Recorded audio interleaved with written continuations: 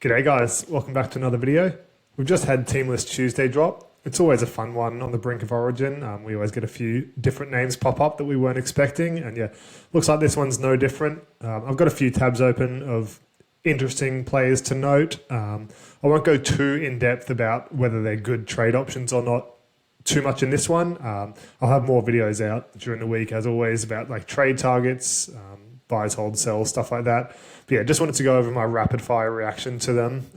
So yeah, I'll do that. I also put a post out asking you guys to send through your team names and stuff like that so we can review them. I was hoping to do like full reviews for like the whole buy rounds, but I probably underestimated how much time they took. Obviously, I'm focused on my team, so like I always get, like my mind gets in the way when I'm trying to look at a different team. Like I always revert back to my players. But yeah, I've got one example that I'll show at the end of the video of what I did, and then I'll get a longer video out tomorrow. I've already got like 7 or 8 teams that have been sent through to me, so thank you for that. Hopefully, I have time for all of them. They probably won't be as in depth as I like, but yeah, I've got tomorrow off work, so I'll be able to crank that one out. I'll do some research overnight and yeah, a bit in the morning, and then I'll have that one probably midday or so tomorrow. But yeah, this one's mainly about Teamless Tuesday, so we'll get into it. First game, Doggies versus the Dolphins. Obviously with Max King on Origin, there's a few forwards, a few interesting forwards on their side.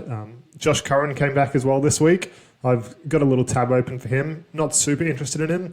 The main one is Hopboy. We weren't sure if he was going to be starting or not. We did think he was going to get extra minutes. And yeah, it looks like that minutes base should be really strong. They've got a 3-forward bench with Jakey Turpin on the bench. I don't know how that works with Marnie at hooker. He's usually an 80-minute guy, so that will be interesting. I'm not sure if he's just there to cover injuries or whatnot, but he might play a little bit of forwards as well. Yeah, looks like a 3-forward bench, which looks good for Hopboy's minutes.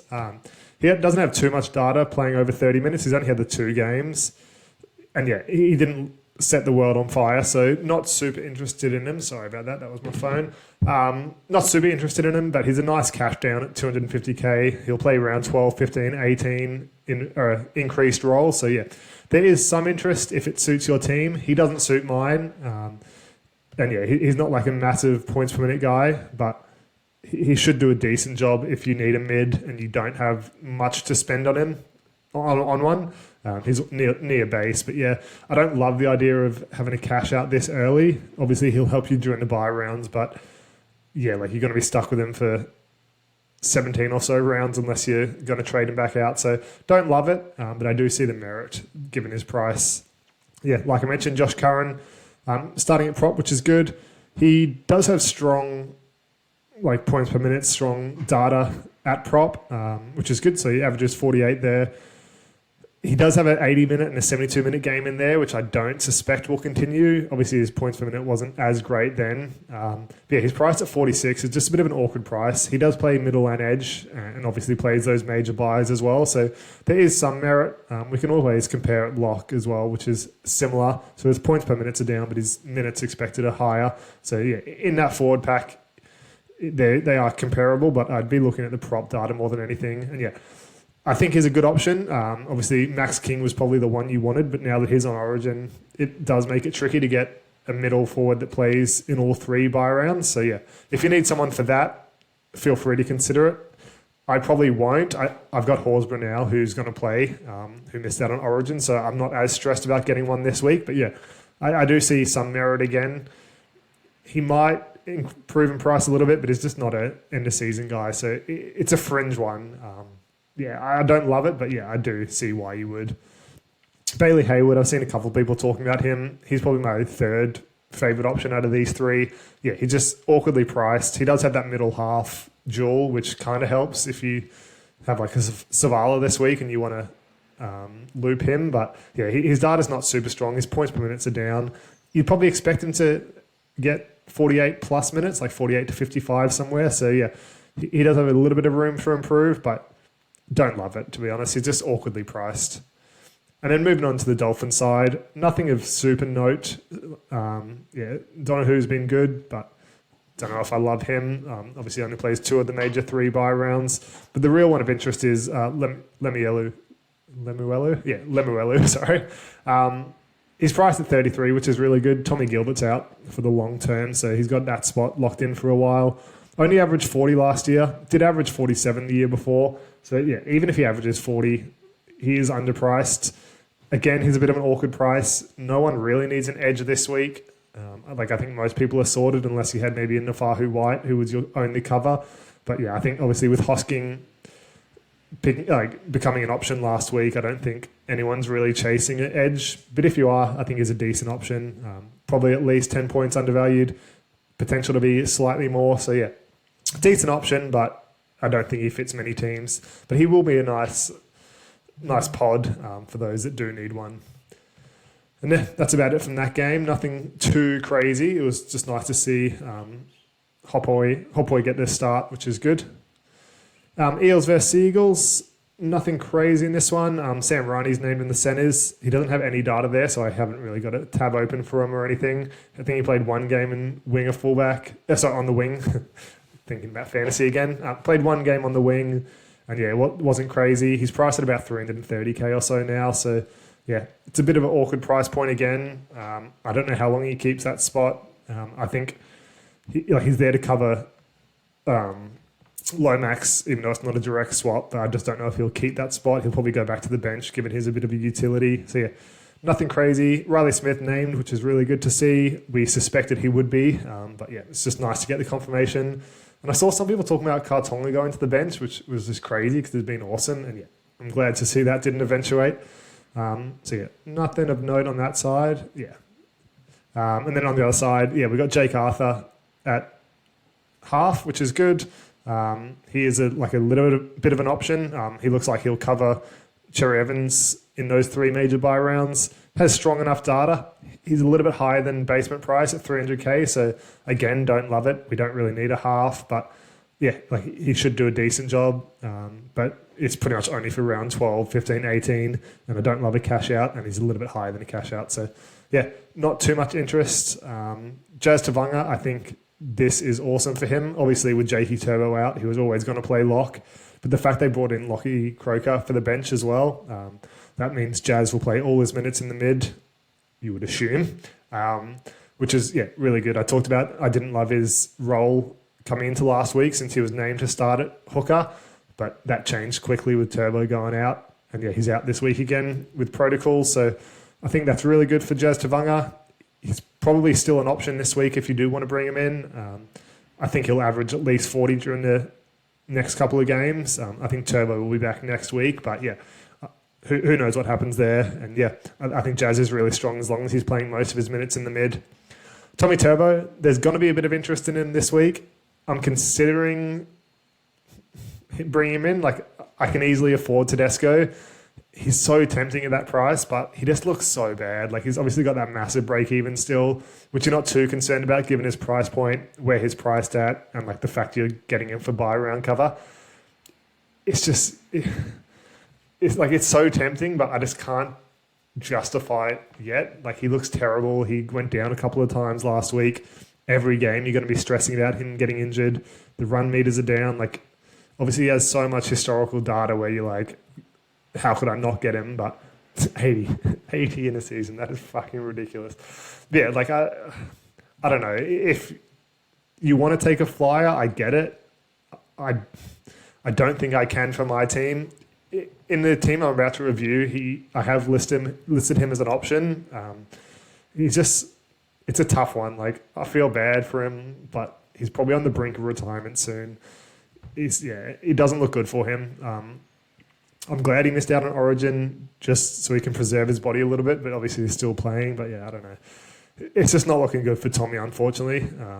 All the best to him, but I don't think I can do it. Yeah, that's about it for that game.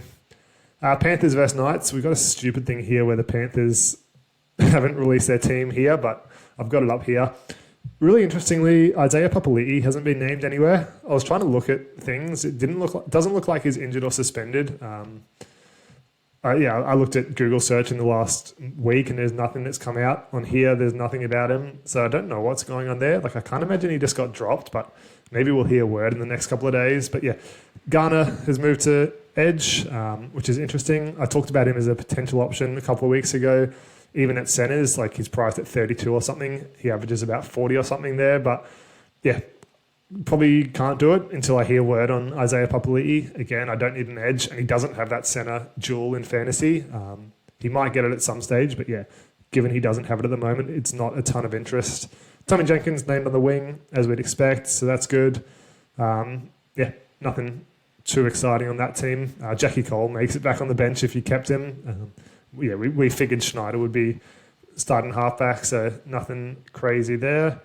Night side, don't love seeing this. Fletcher Sharp at fullback. I bought him in last week for a 31 and then now was named at fullback. I probably should have seen it coming. Like, I didn't even think of this as an option with Ponga on Origin. Obviously, last year was his first year in the league. So he averaged 40 at fullback, 2 tries in there. Yeah, he might score a try against a depleted Panthers side. Not sure. He looks a lot better this year than he did last year, and he was really good last year as well. So yeah, he probably scores more than 40. I just don't love seeing him at fullback. Yeah, I don't know. I think he has a way higher floor and ceiling at halfback, but yeah, it's not too bad. It just means, yeah, in round 15, he'll probably be playing fullback again as well. He still might kick a little bit, as we see some fullbacks do these days. Carl McCarthy, no idea who he is. I think he played wing last week, but I wasn't paying any attention. Yeah, he's only got 1 game at centres and scored a 48, which is really good. Base looks really good, like 150 metres, 21 tackles, only 2 misses, 5 tackle breaks. So yeah, looks good. He's just awkwardly priced at 347k. If he came into this at like 250k, then I'd potentially look to grab him. But yeah, just a bit awkwardly priced. Good to see Leo Thompson back. That's good. And Dylan Lucas is named. So yeah, the Knights had an injury report the other day and he was omitted from that one. So we thought he was going to be playing. But again, like Riley Smith, it's nice to get confirmation. And yeah, I think Sharp had a bit of an injury as well, and his name. So yeah, that's good. So yeah, again, nothing too exciting on this side of things. Yeah, there hasn't been a ton actually of super important guys. Everyone's just a little bit awkwardly priced, but if you're looking for a basement price cash out, there's not too many that have floated about. On to the next game, we've got a bit more interest here, like Nakatoa and Fogarty in the props. I think Fogarty's like 330k. Fogarty, sorry, I don't know. I haven't paid much attention to him in his career. But yeah, he's about 330k, so not much interest there. This guy, not even going to try to pronounce that name. I don't know if that's an I or an L. Probably an I, actually, yeah, given that. But anyway, he's a hooker, is what I'm looking at. So don't know how that works for Docker Clay. I think that reduces his value slightly. I still would suspect he plays 60-plus minutes. Like we see Owen Paddy and stuff who come on for 15 minutes, and Starling sometimes even plays 80. Docker Clay probably doesn't have the body to play in the mids. So yeah, I don't know if he'll play 80, but he's still decent playing 60-plus minutes, like averaging 47 in 70 minutes. So if you were looking to him as a cash out, it probably doesn't change too much, but it is a little bit annoying. Like you'd much rather see a 4-forward bench, but yeah, I think he'll still play 65 to 75 minutes anyway. So nothing too crazy there. Nakatoa, he's one that's a little bit cheaper than Fogarty, sorry. Yeah, he's got really strong data. Almost basement price. We'll play round 12, 15, 18. And yeah, like almost a point a minute. This is when playing 30-plus minutes, which you're going to assume a starting prop is. We'll go under 50 minutes. And yeah, like you can expect a 30 to 35 probably, which is good for his price point. If you need a mid, again, like you're desperate for one and you can't afford a gun, and yeah, he's probably worth a shout. Don't know if I prefer him to Hopway.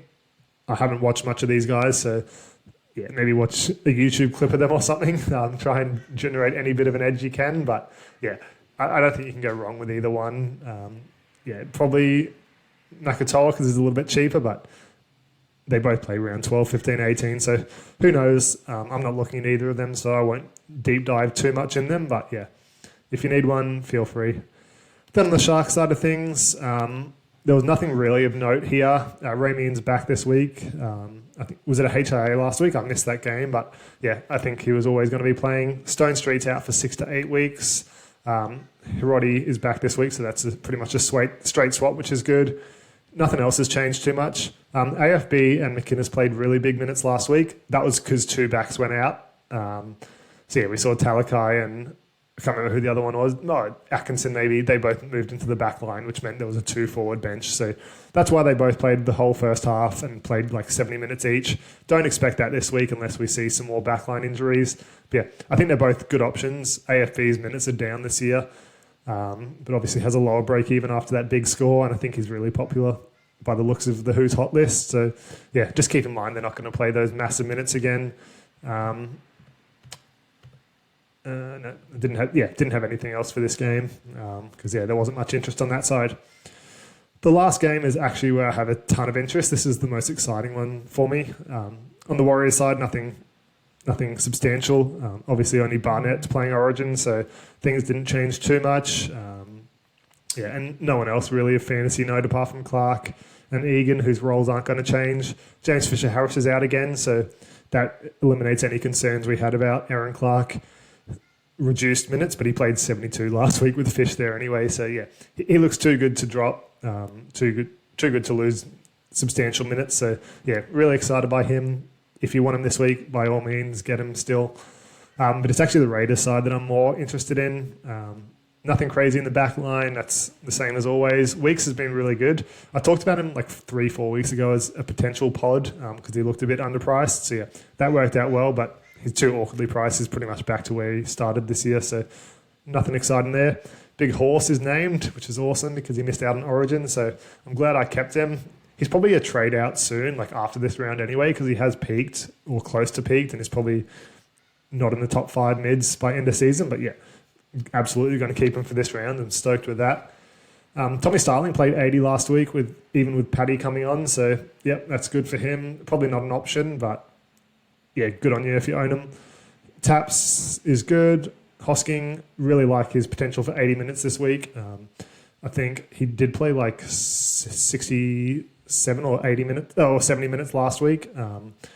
Smithies played the first 64 minutes, and then Paddy came on for Hosking, I think it was in the end. So yeah, that's good. I think he plays 80 with Sasangi there. Like I think Sasangi is the one that will lose minutes.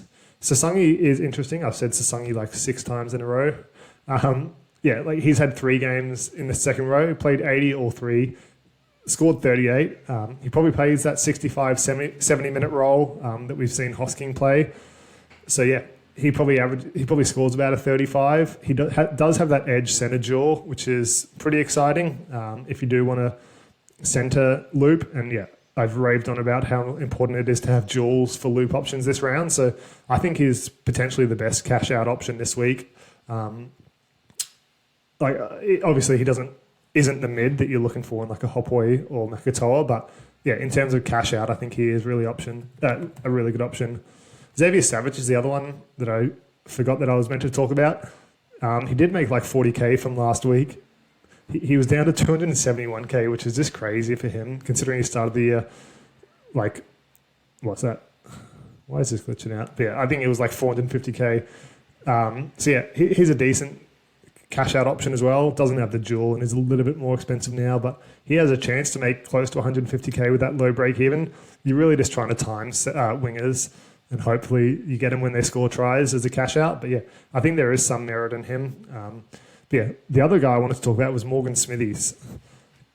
Minutes were awesome last week. Played the first 64 and then came off. I don't see why that doesn't continue. Like his interchange might change a little bit, but I think he plays 60 plus minutes again, or close to anyway. And yeah, he's just has really strong data playing 50 plus minutes. Like in 64 minutes, he averages 46. And that's what I expect his role to be. And yeah, he's priced at 35. He's such a cheap mid this week. There's no one else really around that price point. Like Josh Curran, Leo Thompson are a bit more expensive than that.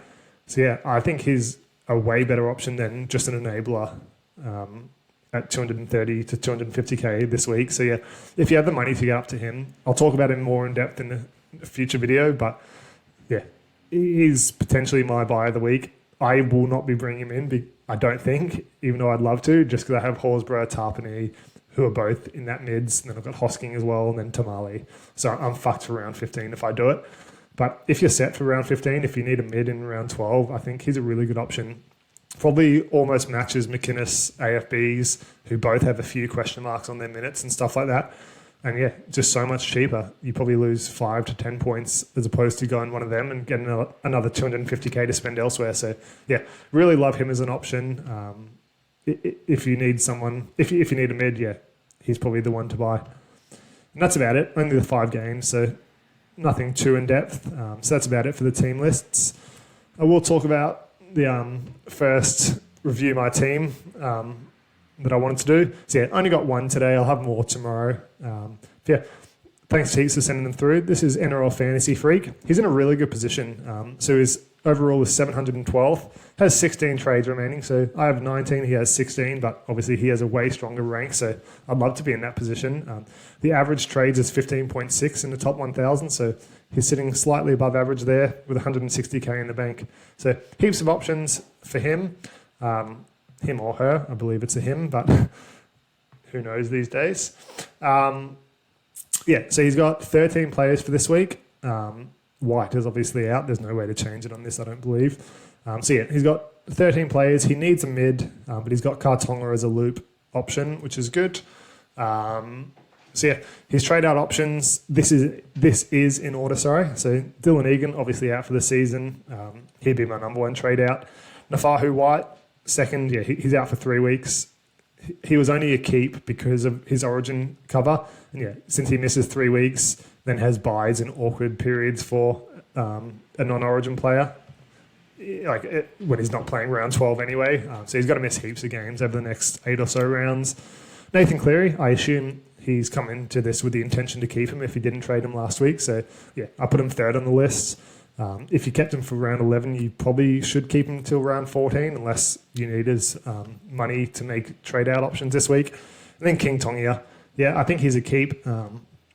He's probably made close to all his money, but he'll have a low break-even. Only needs one score of 40 to get that going again. So I didn't love him as an option to begin with, but you probably get to keep him till round 15 and then he'll peak. So yeah, he's fourth on the list, but there's no one else really that you want to be trading out. Trade-in options, so any gun mid playing round 12 and 15. Second is Tedesco. Third is Tommy Turbo. Talked about him, so don't love it, but you'll see with the trades, he's one of the only ones you can get in that winger fullback position. Yeah, and then 4 is a mid-range mid playing round 12 and 15, so that would probably be Smithies, but you do already have Tarpanay and Hosking, so yeah, that's why I've just left it optional, mid-range there instead of a specific one. So then your possible trade scenarios this week. So Nafahu White to Tedesco. Obviously you don't need a winger fullback, but we'll get into why it's important, why you should potentially get one this week and what I would be doing if I were you. Then Dylan Egan to Leo Thompson. He was just the only, the highest priced guy you could afford if you get into Tedesco, so it leaves you with 13k in the bank. That could also be a Morgan Smithies or something, then you'll have more money to trade. Or you can trade out a Cleary instead of a White or something like that, and then get whoever you want. But yeah, so the looping options that change after that, which is why I think you should be targeting winger fullback. You can move Savala, Sharp, and Tamale onto your bench and leave them in that order because that's important. That way you can loop Savala as well. So currently you don't have a loop for Savala, but you have Sharp in your winger fullback position. So yeah. Just gives you that option. I don't know how Savala will score, and I think if you get to 20 and you're not stuck with him, I think you're in a really good position to move up the ranks. So yeah, if Savala and Sharp both score well, you'll get Savala's score at half and then Sharp at winger fullback, which is good. If Savala scores poorly, you can loop Sharp into your starting half spot and then move Tamale into your winger fullback. So yeah, you will be committed to Tamale, but if you didn't get a winger fullback, you would be anyway. And then if Savala scores well and Sharp poorly, you can move Tamale into your winger fullback spot and you'll avoid Sharp's score. And I think that's important as well with Sharp at winger fullback. He's more likely to score a 20 now. He could also easily score a 70 as well, but you don't have to worry about that because you still have the ability to get his score. But yeah, I just think his floor is lower now, so it makes sense to be able to loop him as well. So yeah, that's sort of an outside of the box way to do it, but that's probably my favourite way. I don't love Leo Thompson. Again, he's just what you can afford, but I also wanted to, I traded Cleary myself and I thought he was a good trade out. So you can always do that as well, but I'm thinking you want to keep him. So I've tried to think of options with leaving him in your team, just because I don't want to dominate your thinking there. And then the second trade out option, this one is to get in Tommy Turbo. It's just so you can get a more expensive mid. So yeah, White to Turbo and then Egan to McInnes. And that can be any gun mid that you want. McInnes is probably the best option there, but there's a few you can choose from. Max King would have been perfect, but yeah, he's an Origin. So yeah, that leaves you with way more money. So you've got 208k in the bank instead of 13k. But then your looping options, you can have it as the same as above. So that means you'd be committed to Tommy Turbo's score. You have all these options, which I think is the best way of doing it. Or you can leave your team as is, but you can move Turbo and Tamale onto the bench with Jaden Campbell, who's not playing, as your starting winger fullback. And then you can loop Turbo's score. So yeah, if he scores well, you just leave it as is, and you don't have to play Tamale. But if he scores poorly, just switch with Jaden Campbell. So yeah, this is really dependent on how you feel about Tamale. Like if you're concerned about him, like he does have a few bad scores in him. He does a lot of his work late in games, and if he doesn't do that, he probably scores like 20 to 25 most weeks. So yeah, if you're sold on Tamale, that's totally fine. I'm personally not, so I want to have him as a loop option, and I think this way gives you that option. Obviously, you're really high up the ranks, but if you're pushing for like that top 100, you probably do need to take some risks eventually, and I think Turbo's a good one to take. Especially if you're not going to be committed to his score. If you were committed to his score, I don't necessarily love it, but you had that high upside. Like we know what he can produce when he's at his best. And yeah, he could easily have that game this week. But if he doesn't, you're not committed to him anyway. So yeah. And then it would be a bit of a waste of a trade if he does score shit. But yeah, that's just an option as a higher risk one. I do much prefer the first one, and I'd probably prefer a Morgan Smithies over a Leo Thompson. But yeah, it's just how many Raiders you want. And looking at your team, you did have a lot of mids out for round 15, especially with Tarpany and then Hosking in the edge as well. So yeah, it is a little bit tricky to navigate if you do get a Smithy. So I do like the option of having a round 12 and 15 mid, like a Leo Thompson. Yeah, totally up to you. Your buy planner is going to be more in depth than what I have for you. Yeah, it takes way too much time to fiddle around with how many players you're going to have each round. I did find a good buy planner. I'll see if I can find it quickly here. Yeah, I just literally typed in fantasy buy planners on Google and found one. It is good, but it's a little bit hard to fiddle. You can't save it or anything. And it didn't allow to make trades or anything. But I'm just going to have it up here if anyone wants to see it. So yeah, you just chuck in your team here, and then it'll show you exactly how many numbers you have for each week. You just can't make adjustments for injuries and stuff. So like I had Dylan Egan as injured, but that was only for round 12, which was a bit annoying. Like it didn't just black him out for the whole season, which is a bit fiddly, and you can't adjust like the players for trades and stuff. So that was my plan. That would have made my life a lot easier. But yeah, I think you needed a mid or two for round 15. So I don't love Smithies for that reason, because you'd have to trade out one of your Raiders for them. But yeah, he's a really good option regardless. Then alternatives, trade Cleary to reduce restrictions on what trades you can make, because yeah, obviously he's at a higher price point than a Nafahu White, and it would allow you to pretty much get whatever guns you want without having to sacrifice to a Leo Thompson or a Morgan Smithies.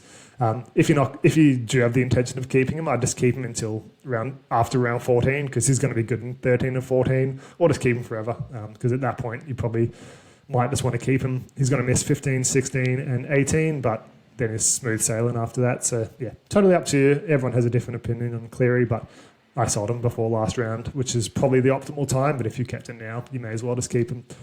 And yeah, talked about him. I did this before team lists. So yeah, Morgan Smithy, he doesn't work super well for your team, but he's a great option as a price down instead of Leo Thompson.